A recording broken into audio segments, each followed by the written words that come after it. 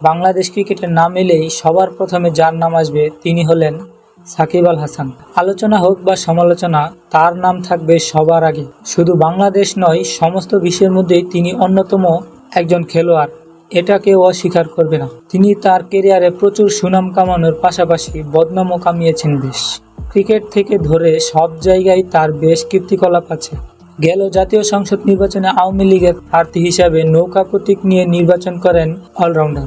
সেখানে 1,85,388 ভোট পেয়ে জয়ী হন, যেখানে মাত্র 45,933টি ভোট পান তার নিকটতম প্রতিদ্বন্দ্বী ডাব মার্কার প্রার্থী অ্যাডভোকেট কাজী রেজাউল হাসান।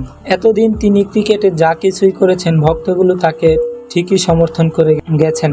সংসদ সদস্য হওয়ার পরই তার ভক্তদের মধ্যে ধরে ফাটল। তার মধ্যে বিশ্বকাপে তামিমকে না নেওয়ার ব্যাপারটা তো আছেই, তা নিয়ে আর কম কিছু হয় নাই। তামিমকে না নেওয়ার পেছনে তার লজিক ছিল, একজন আনফিট প্লেয়ার দলের জন্য কোনো কাজে আসবে না, যেখানে তিনি নিজেই ছিলেন একজন আনফিট প্লেয়ার। সবকিছু ঠিকঠাক মতোই চালিয়েছেন এতদিন, কোনো সমালোচনায় তাকে আটকে রাখতে পারে নাই। তবে কোটার বিরুদ্ধে ছাত্রদের আন্দোলনই তার 12টা বাজিয়ে দিল। আর এই আন্দোলন এক পর্যায়ে সাবেক প্রধানমন্ত্রী শেখ হাসিনার বিভিন্ন কুরুচিপূর্ণ ভাষণের এবং পিছনের পাপের কারণে রূপ নেই সরকার পতনের আন্দোলনে। সেখান থেকে শেখ হাসিনা দেশ ছেড়ে পালালেই বের হয় বিভিন্ন অপকর্ম, বিভিন্ন গুম, খুন এবং নৃশংস হত্যার অভিযোগ উঠে সাবেক প্রধানমন্ত্রী শেখ হাসিনার বিরুদ্ধে। তার মধ্যে ঢাকার আদাবর থানায় গার্মেন্টস কর্মী রুবেল হত্যার মামলায় বিশ্বসেরা ক্রিকেটার সাকিব আল হাসানকে আসামি করা হয়েছে। সাবেক প্রধানমন্ত্রী শেখ হাসিনা ও সেতুমন্ত্রী উবাইদুল কাদের সহ আরও 156 জনকে এই মামলার আসামি করা হয়েছে। অজ্ঞাতনামা আসামি 400 থেকে 500 জন।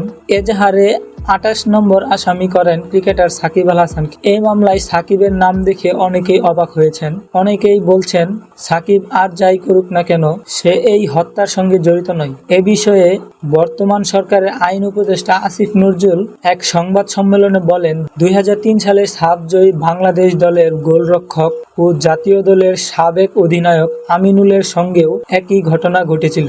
তখন আপনারা কোনো প্রশ্ন করতে পারেন নাই। সাকিব তো নিজেই অনেক কিছু অর্জন করেছে।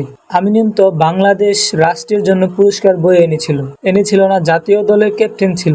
আমিনুলকে যেভাবে অত্যাচার করা হয়েছে, তখন কি আপনারা প্রশ্ন করেছিলেন? আমিনুলকে তো জেলে ভরা হয়েছে, সাকিবের বিরুদ্ধে জাস্ট মামলা হয়েছে।